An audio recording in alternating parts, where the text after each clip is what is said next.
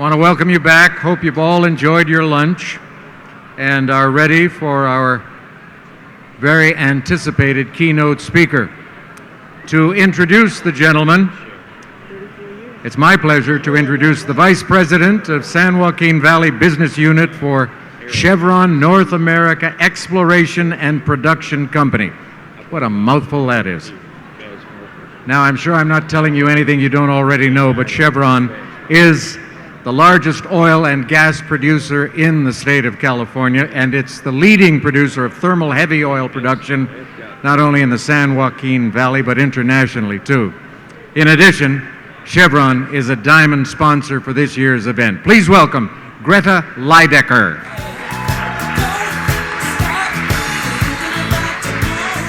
Now, before you get to make your introduction, we have to continue this little tradition we started here today of the mini Jeopardy. So here is an answer for you.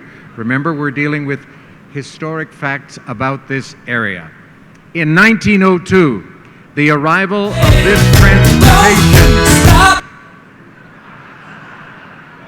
of this transportation made development of the Midway Sunset Field economically feasible. I'd like to make this a true daily double. Risk everything you've got. Yes. What is the railroad? She's absolutely right. Midway Sunset, and this was fun for me to discover, is the largest field in California, the third largest in the United States, and it has a cumulative production of 3.131 billion. That's billion barrels. It's all yours, Greta. Thank you, Alex, and thank you all for being here with us today. Legendary oil and gas entrepreneur T. Boone Pickens is truly an American success story. From humble beginnings in Depression-era Holdenville, Oklahoma, he grew up to be one of the nation's most successful businessmen. Over numerous decades, Boone has been featured in every business publication you can think of. And I'm thinking that by next week, he'll even be featured in the Midway Driller. What do you think? All right. Seriously, Boone built one of the nation's largest independent oil companies, Mesa Petroleum, and later reinvented himself in the 70s as one of the most successful investment fund operators with BP Capital. In July of 2008, Boone launched a grassroots campaign aimed at reducing this country's crippling dependence on OPEC oil. In television ads, on his website, in his best-selling book, and if you haven't read it, I highly recommend it. It's The First Billion is the Hardest. I know some of us are still working on that first tenth of anywhere. Anyway, he has spelled out how our dependence on OPEC oil is an addiction that threatens our economy, our environment, and our national security. And it also ties our hands as a nation and a people. His campaign encouraged an outpouring of fresh ideas and a new generation of Americans to become involved in the policy process. He's also a generous philanthropist. Boone's given away more than $1 billion in his lifetime. And he is one of the most generous collegiate sponsors of all time, having contributed more than $500 million to his alma mater, Oklahoma State University, divided evenly between academics and athletics.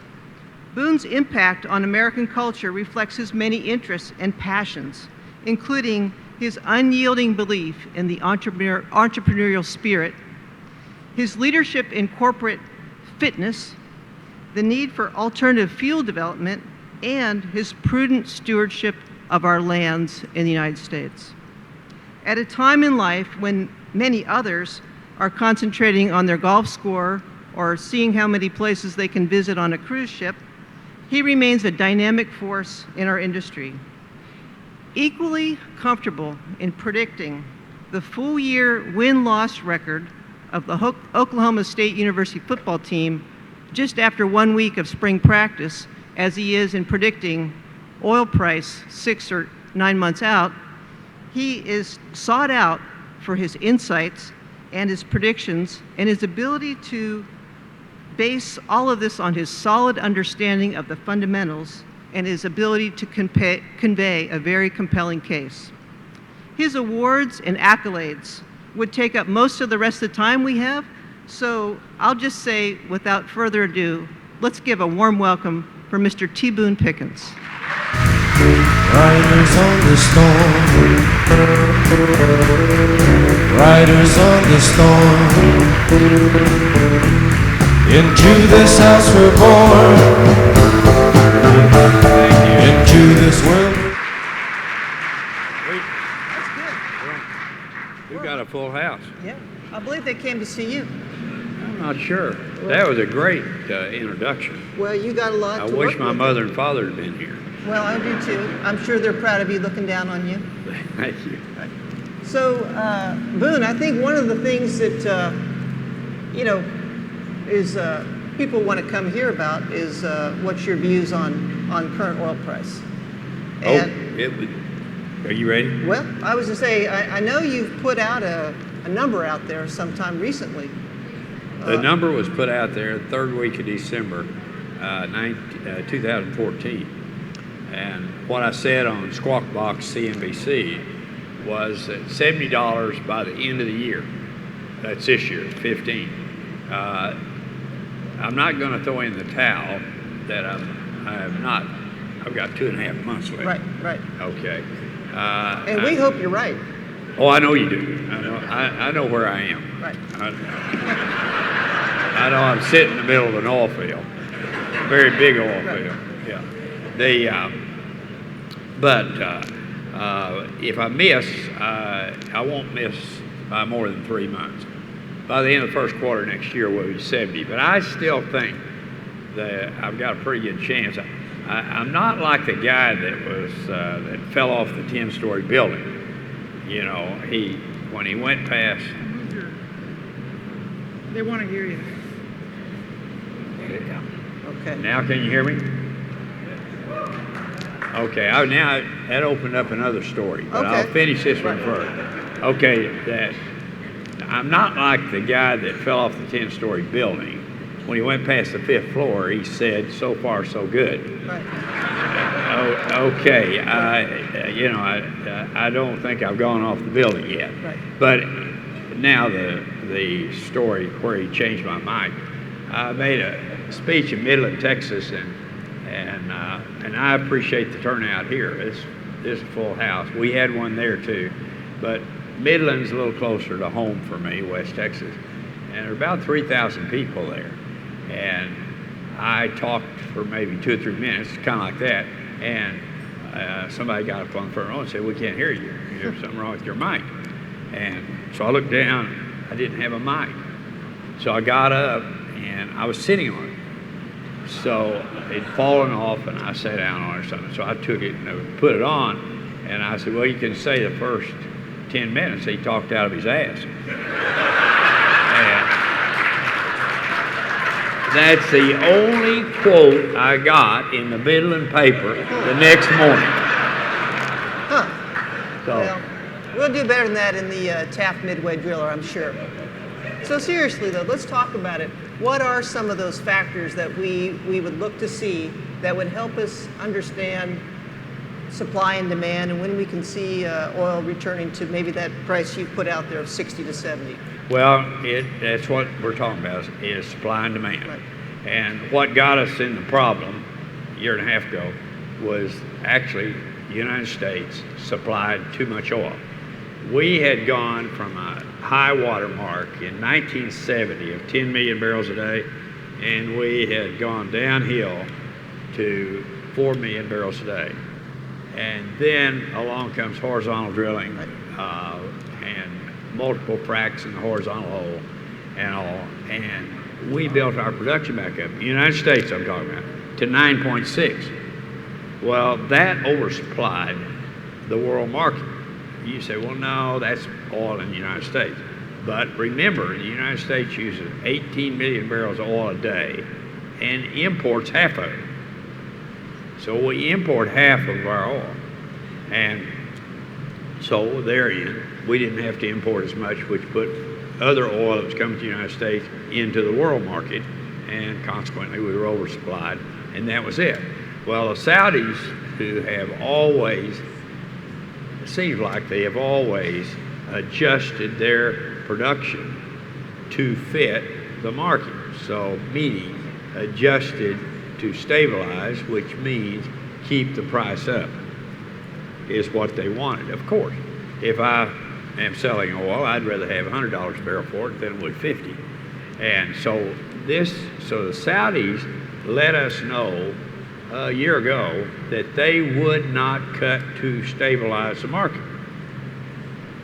So what does that mean? It means you, the United States, you're the one that's oversupplied. So now we have a new swing producer in the world. It's us. It's big companies like Chevron, Right. not little companies like I have. Well, All you big guys. We got big because you helped us get big, right? She said they got big because I helped them get big.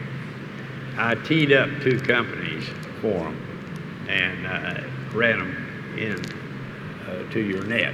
Golf and Unical. So Right. Thank you.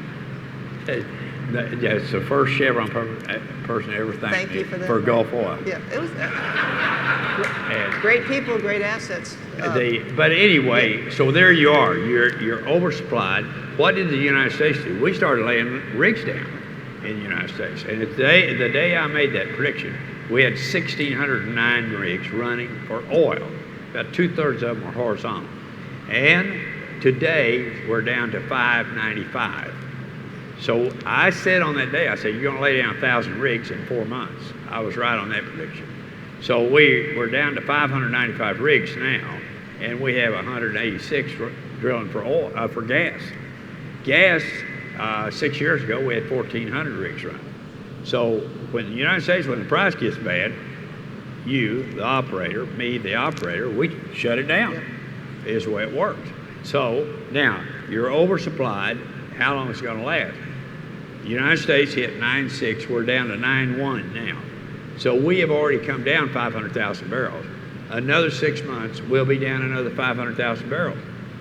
So there's 1 million barrels in a little over a year that has come off of supply. 1 million barrels a day is a lot of oil. So what's going to happen? And the Iraqis, the business that I'm in, everything, we get a lot of intel from foreign countries, especially OPEC countries.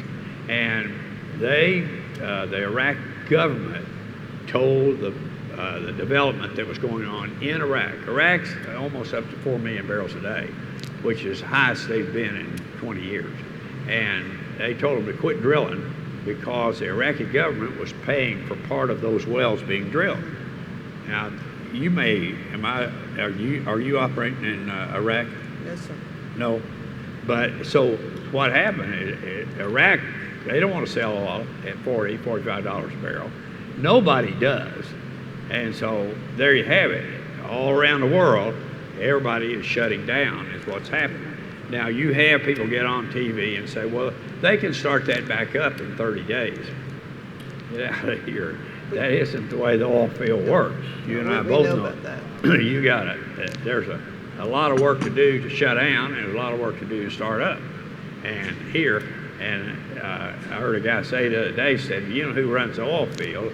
It says those workers' wives run the oil field. And I thought, I wonder what he's going to say. He said, after that guy's been sitting around home all day watching television, drinking beer, that goes on for about a week or two. And she said, hey, in the morning, you get your ass up and go get a job.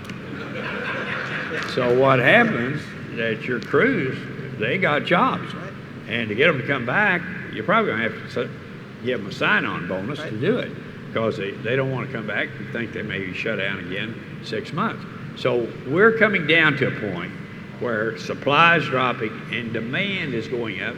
How does demand go up? It goes up because you've got cheap gasoline, is what it is. So demand has gone up all over the world, and you're going to see this thing tighten up. It will go back up. Okay. Okay. Well, that's what we're looking for, is that nice balancing out of supply and demand, and give us a nice level price to work with.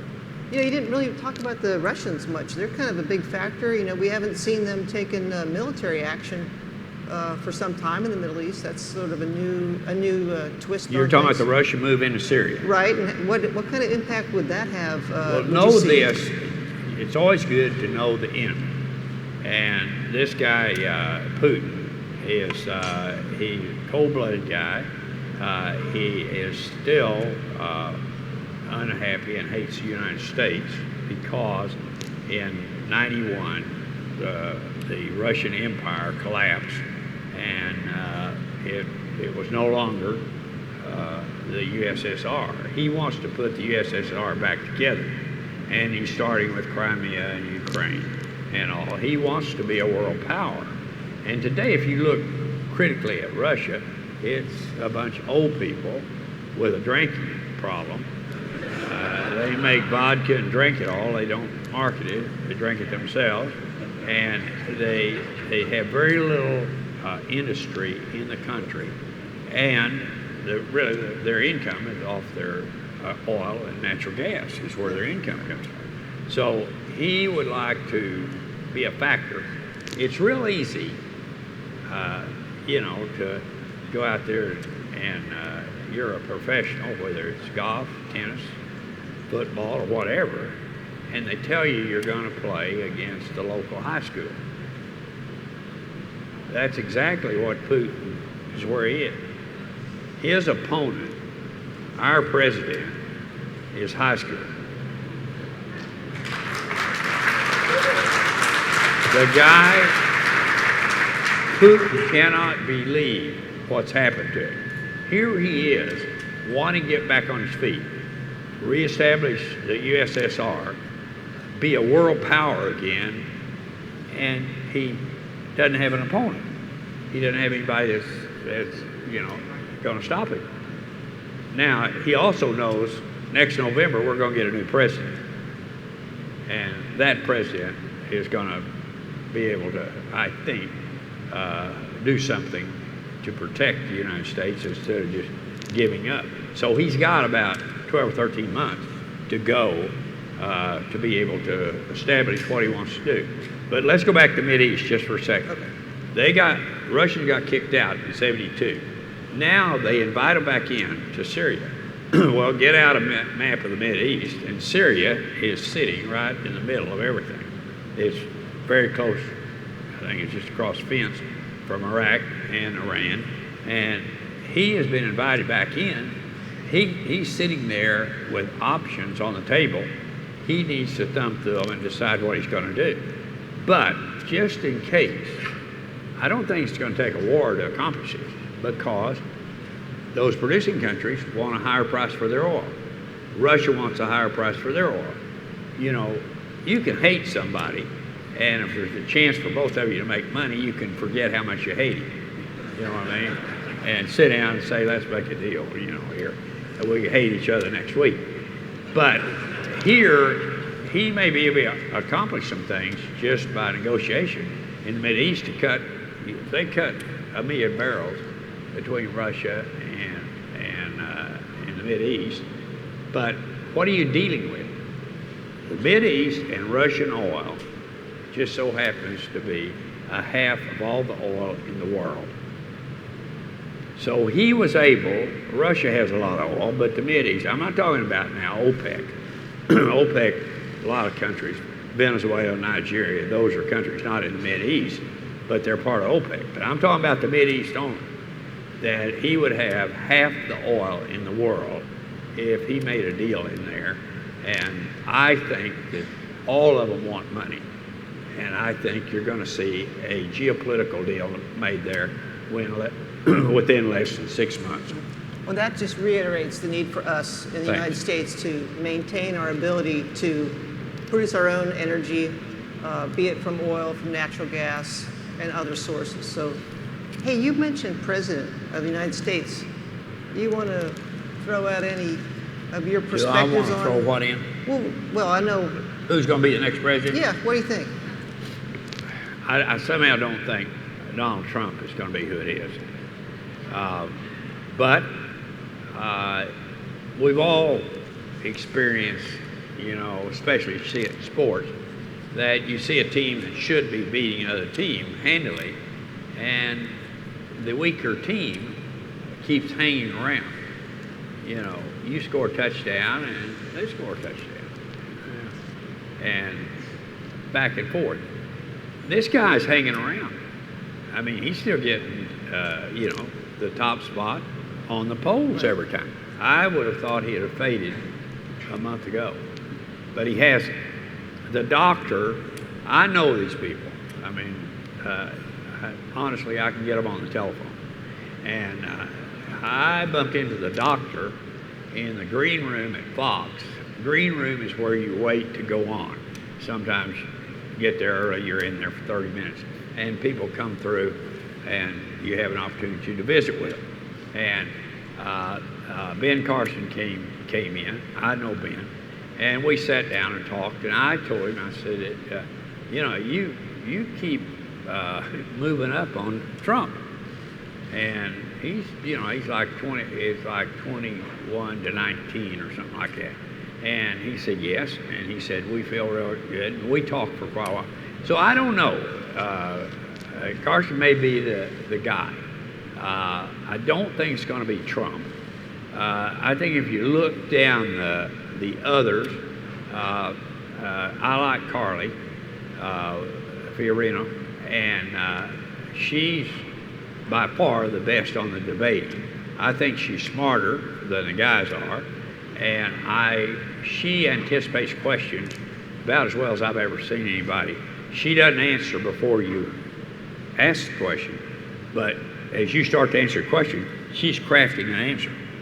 And so she when it comes her time to talk, she is ready to come right out with a answer for you. So I think Carly could be. Carson is not my first choice, but I kind of grade all these people about the same level. Rubio is pretty impressive too on questions. He's very articulate and all. Not much experience. The guy's pretty young. He's 43. And so who do I pick? Right now, I'm supporting Carly. I'm supporting Jeb Bush and Carson. Okay. And somebody said, well, how can you have three? And I said, well, there are 15 people. If you had a horse race and there are 15 horses and you own three of them, you'd have a lot better chance of winning than if you just had one. All right, good. That's not to say you own those three individuals, but we get your point. See, we didn't talk much about natural gas, and I know you have been very big in natural gas. And one of the things I think that's on people's mind, be it natural gas or even electrical, that's probably even further out, is just sort of the infrastructure to enable natural gas to be used more prolifically than just what we use it for now today. So in particular, how can we, when would we see infrastructure where we'd see more natural gas powered vehicles, more pervasive use of natural gas? Well, Greta, you and I both know, we're in the business. Natural gas is about its most widely distributed resource in America. You know, it's down every street and up every alley. Right. So natural gas is available. We never have been able to sell that for transportation fuel in Washington. They just never have bought it. And now California, you know, they a long time ago, they have. I'll tell you now about your state. You want me to? Sure. What's your had air quality issues. Right. Well, we've improved quite a bit. I know you had no question. We have. I'm teasing now, but air quality issues that the state did something about. And for instance, at Barry Wallerstein down here in Southern California, he's South Coast Air Quality Management District, AQMD. Wallerstein's a tough guy. He has air quality issues. He said, what are my biggest polluters? And I said, trash trucks. They idle all the time, inefficient, burn, everything else. He said, fine, what's it cost to switch over from diesel to natural gas? $50,000 a truck. AQMD has money and taxing authority. So he said, okay, tell them next time they buy a new truck, it has to be natural gas. We'll give them a $50,000 grant. This was 7 years ago. Today they give no grants, and all the trucks over 70% of the trucks, all the new trucks, are on natural gas in Southern California. Well, what did that tell you? One, when you have a leader, and Wallerstein's a leader, he can make up his mind, tell you what to do, and has the authority to carry it out. Well, if that guy makes good decisions, he's going to look very, very good. And he looks good by what's happening. But now trash trucks all over the United States are going to natural gas away from diesel. So over 70% of the trash trucks purchased last year in the United States were on natural gas. So natural gas is there. A guy was in my office yesterday, and they're switching out in an asphalt plant. They are switching into the plant natural gas away from diesel. And of course, everything burns much, much cleaner, which cleaner is cheaper. And so he told me, he said, all asphalt plants in the United States within 10 years will use natural gas in them. So what's happening, natural gas is cleaner, it's cheaper, and we have so much of it. We got a 150-year supply of natural gas in the United States. And the price doesn't go up. It just stays at $2.50. So natural gas is being used, and it's going to be used more. What's going to happen? Well, Boone, I've had a chance to read your book. You know, The First Billion is the Hardest. It was. Well, I wouldn't know. Can we have you two speak up? Oh, sure. We're being asked to talk louder. Is this loud enough? Yeah. Okay. Well, one of my favorite principles that you have, or Booneisms in that book, is it's all about the team. And you know, here we are in this Petroleum Summit, and I guess I'm trying to inquire from you, what would you advise us as a California community of oil and gas producers, people who are in the oil and gas business, of things that we can do to work more as a team? Because I don't know about you all, but it feels like we're kind of under attack a little bit from people who want to take down our industry. Well, now wait a minute. You said take down our industry. You think about government now? Well, yeah. I mean, when you get a government that proposes let's quit using fossil fuels. Yeah.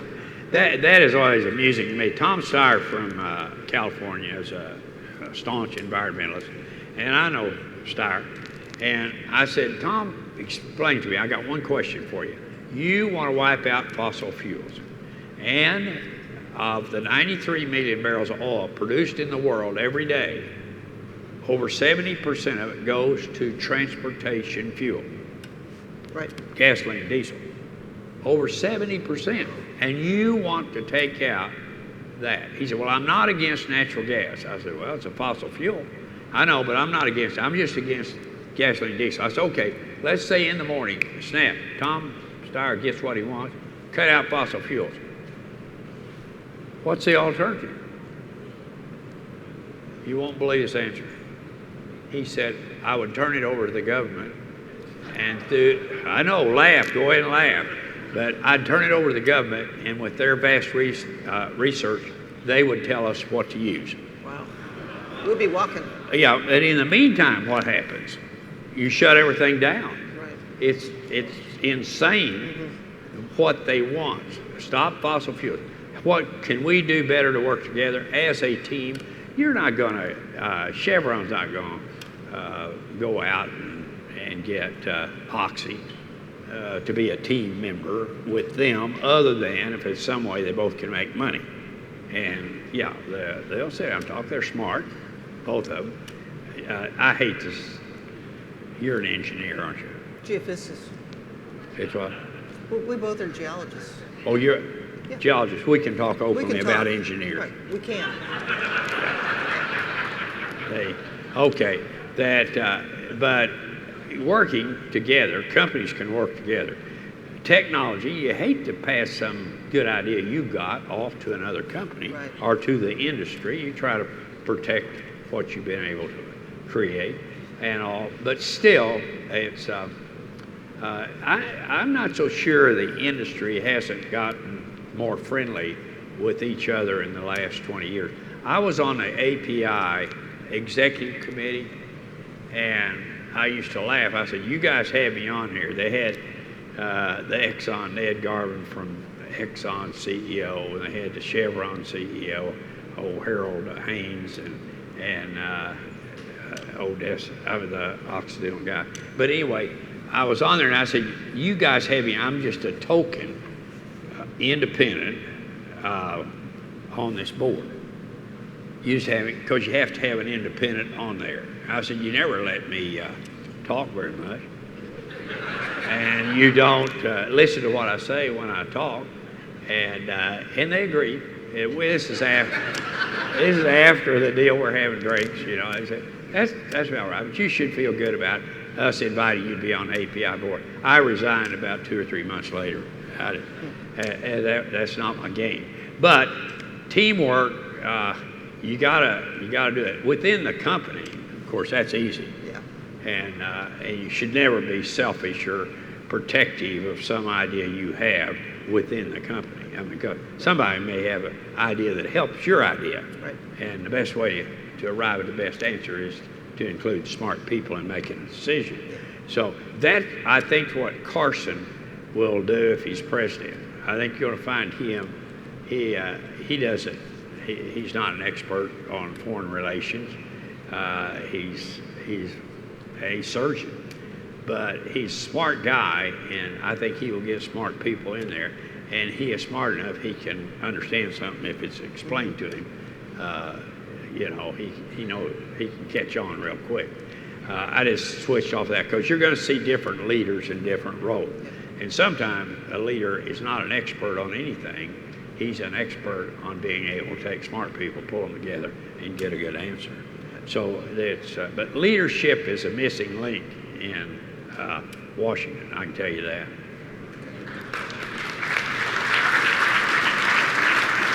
I like that. Well, look, you know, one of the things I wanted to ask you about is we're here at Taft College on a campus. We have a lot of students enrolled at Taft College that are pursuing careers in our industry. I bet the Chevron has a lot of them working for We them. do. And we have a lot of young people. In fact, I think about at least half of my engineers and geologists have less than 5 years experience. And, you know, I think you've been through a lot in the oil and gas business and the business world in general. And I think people of the younger generations would really benefit from maybe hearing some of your perspectives on good strategies to excel and take advantage of this type of a price environment that we're in. Well, I'm talking to a lot of students here, aren't I? There are some students, and there are also a lot of young people here. Okay, there are 2 things, and I told a junior, senior level petroleum engineers over at SMU this 2 weeks ago. I said, let me tell you something. If you have a good work ethic and a good education, you cannot miss. If you do, you're going to be one unlucky person. Because a good work ethic and a good education is a perfect formula to succeed. And I got out of school as a geologist in '51. Do they know how old I am? Well, they do now. I'm thinking they can do that math. Well, I didn't get out of school till I was 35. Oh, wow. Okay. I was a slow learner. No, I'm 87. And I have people ask, thank you. I have people ask me every day, why don't you retire? And some of you are probably football fans to the point where you know the Kansas State coach, Bill Snyder. I think Bill Snyder's the best football coach in the Big 12 Conference. Well, I got K-State people here? You must have, yeah. Yeah. Okay, Bill Snyder's a friend of mine, and he came to see me, and he said, you know, he said, you're 10 years older than I am, and you retired, you didn't retire, and I did. And I said, okay, now what? He said, why didn't you retire? And I said, well, I paid for all my grandchildren and children to go to college, and I still owe those bills. So I did, but I don't owe anything. But I said, if I retire, then I got to figure out what I'm going to do. And I used to be a pretty darn good golfer. And I'll tell you what I did one time when I was 78 years old. I eagled number 11 at Augusta National. Wow. Arnold Palmer said, you had 2 really good shots. I said, no, actually I didn't. He said, you eagled 11 and you didn't have good shots. I said, no. He said, tell me, what did you have? I said, my drive was down the left side. I had 180 yards to the hole. I took a 7-wood and hit it. He said, it wasn't a good shot. I said, no, it was perfect. Went in the hole. I believe you have a pretty good memory, too, for all that. Where were we? Well, we were talking about advice to young people in our business. Okay, I want to tell you a Snyder story. So anyway, I told Bill, I said, I got to find something else to do. I enjoy what I'm doing. I'm still productive. And I'll have to go out and find another group of people, get into something, do something where I feel I'm productive. And he said, you know, I retired from football at Kansas State 2 years ago. And he said, I have been unhappy the whole 2 years. He said, K-State's not winning, and we're going to have to replace the coach. And I said, I see what you're going to do. You're going to go back. He said, well, I'm not going to say that in this meeting, but watch what I do. I said, listen, Snyder, I watch what you do all the time because you are a winner and you're a team builder. And I said, I'll watch what you do. Yes. The next year, he went back to work, K-State, and he's 77 years old, and he's coaching K-State right now, and he's still a great football coach. So, you know, retirement may not be for everybody, but if you are going to retire, I think you ought to have something to do other than, you know, sit and watch television all day. And so it's, I won't retire, you said that. They'll take me out in the box is the way it'll work. Well, look, I think that's a good thing because you continue to make huge contributions in the United States. You mentioned the word, we talked about environmentalism. I think that maybe this is probably our last topic we're going to cover. And, you know, for me personally, I'm offended when people talk about, well, the environmentalists don't like this because I and the other 64,000 people at Chevron, we view ourselves as environmentalists. Sure you do. As I know you do, because you have taken a significant interest in... But I got an award last year from Our Day. Our Day, that's hardcore environmentalists. And the first time I spoke before Our Day, which is about 10 years ago, they booed me. They didn't even let me hear they didn't hear what I was going to say. They booed me before I started. Wow.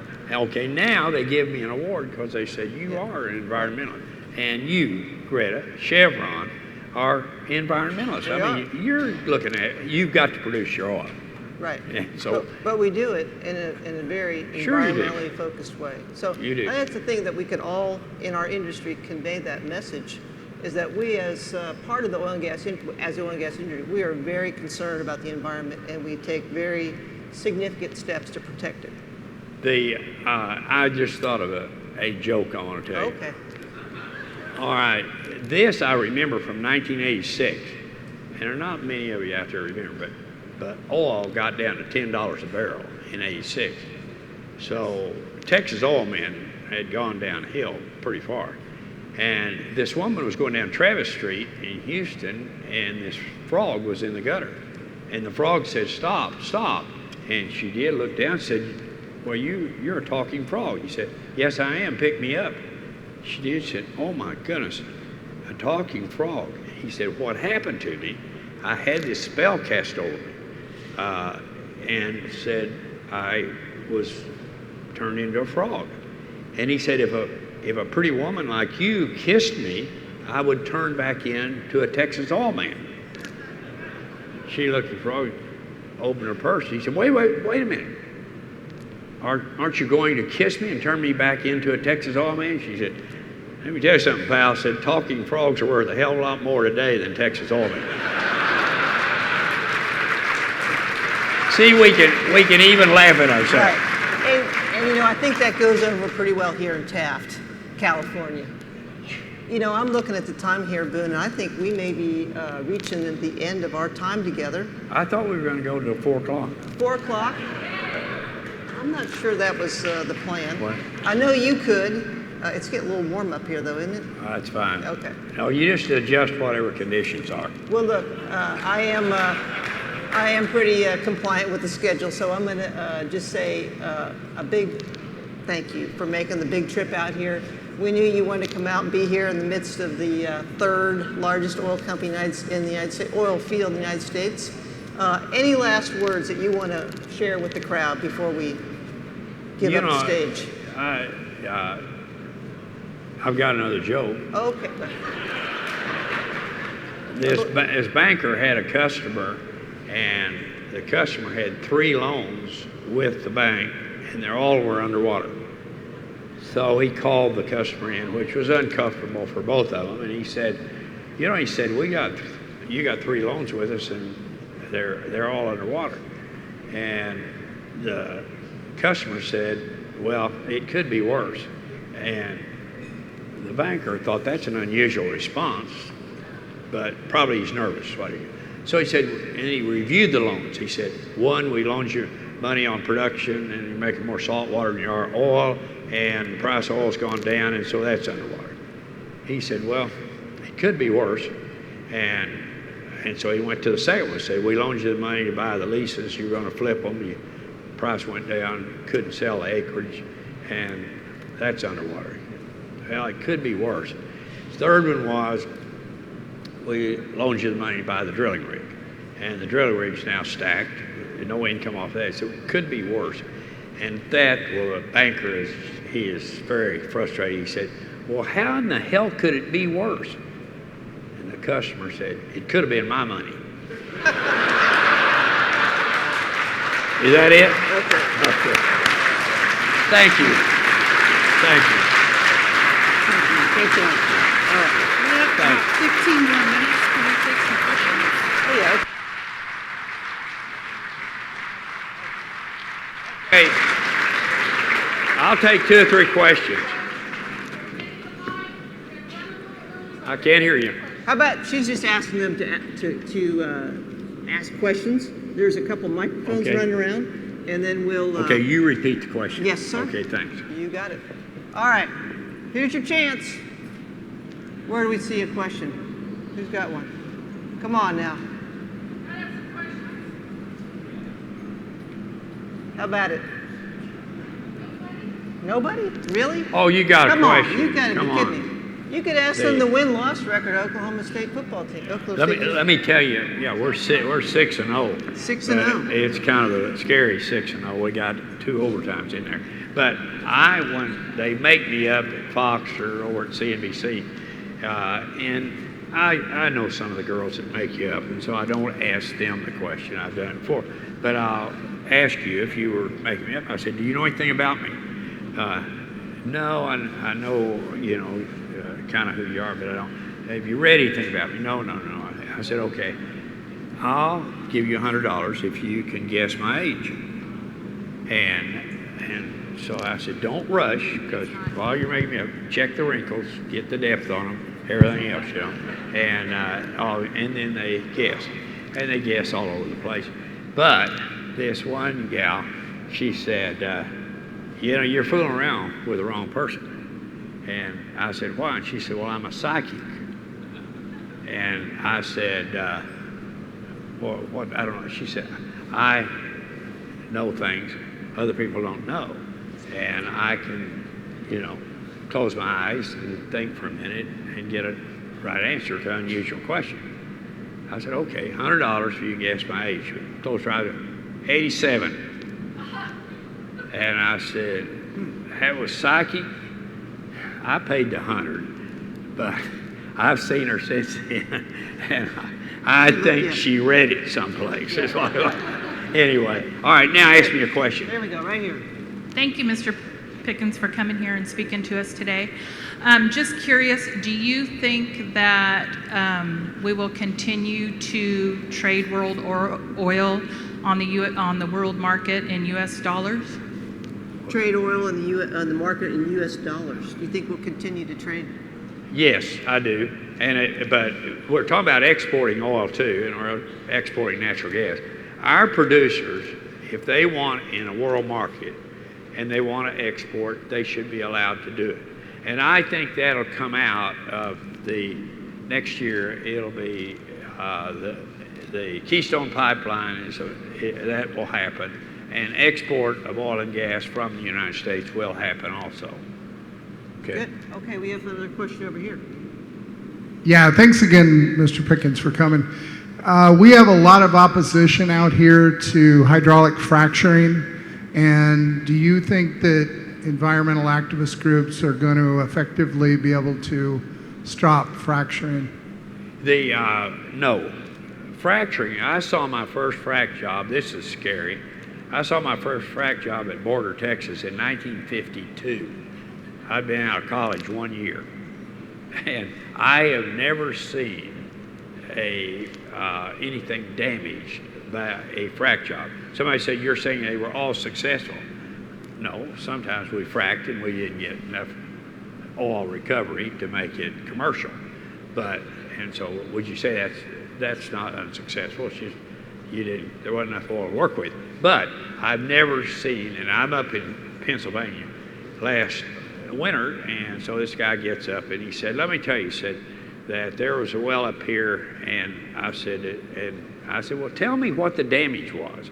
Don't just tell me that it's a bad idea.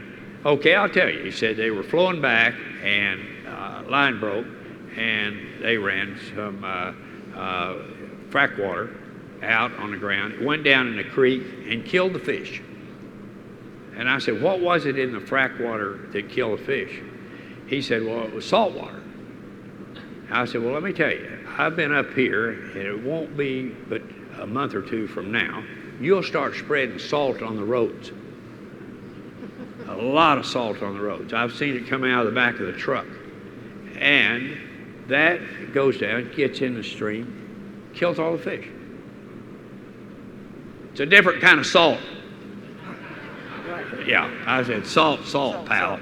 But I have not seen any frac jobs that messed anything up. My ranch is sitting in the Ogallala Aquifer. It's the largest aquifer in North America. It extends from Midland, Texas to South Dakota border across 8 states.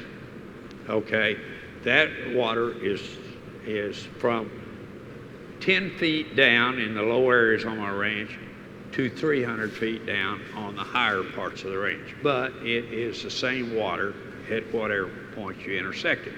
And on that, and we're drilling wells. There have been 52 wells been drilled on my ranch in the last 2 years, and there's probably another 50 or 100 wells to drill. I do not concern myself that there's going to be anything damaged by the frac jobs on those. And they do from 20 to 30 frac jobs in the horizontal hole on those wells. Never one problem. So the people that continue to cry about fracking, what it's doing, everything else, they don't get any place because they don't have some reference point that some damage has been done. And the stuff about earthquakes, that is just as silly too. So you have earthquakes out here. We have them every day. Yeah. I believe we have another question here. Yes, Mr. Pickens, when you mentioned the story about the banker and the 3 bad loans, you were speaking really to a group of us that probably have some of those bad loans. We made deals on $100 oil that we now have to sell for $40. Now, I realize in your illustrious career that you didn't do everything right all the time. You did have a few reverses, but that didn't slow you down, and I don't think it's going to slow us down. And so what do you think about the phrase, if you don't learn to fail, you will fail to learn?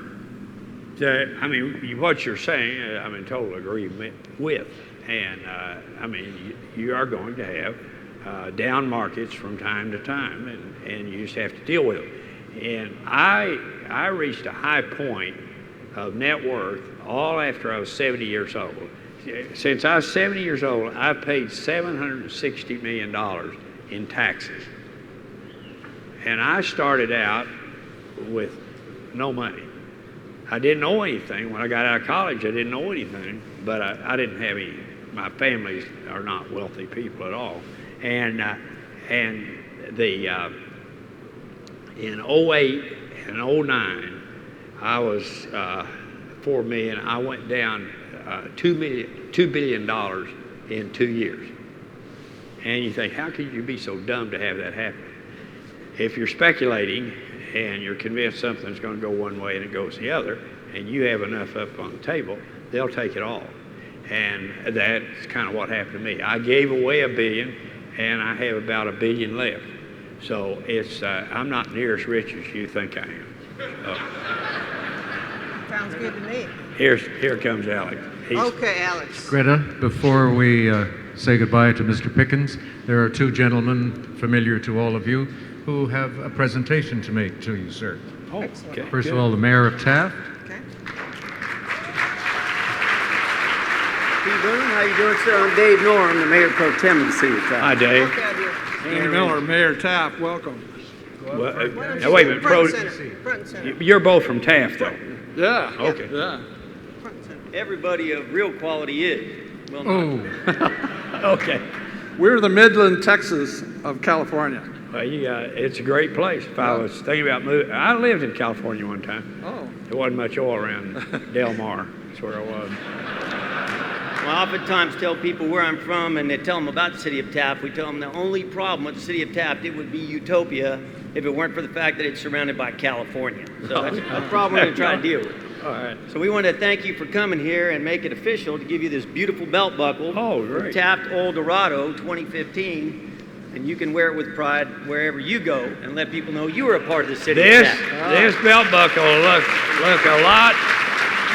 This belt buckle will look a lot better when I lose 10 pounds. Hold it up so they can see you. Yeah. All right, got it. Well, thank you very much. Thank Yes, sir. Thank you very much for coming and visiting with us. You bet, Dave. Come back and T-Boone visit us Pickens, again. ladies and Okay, gentlemen. thank you. Now, watch this first.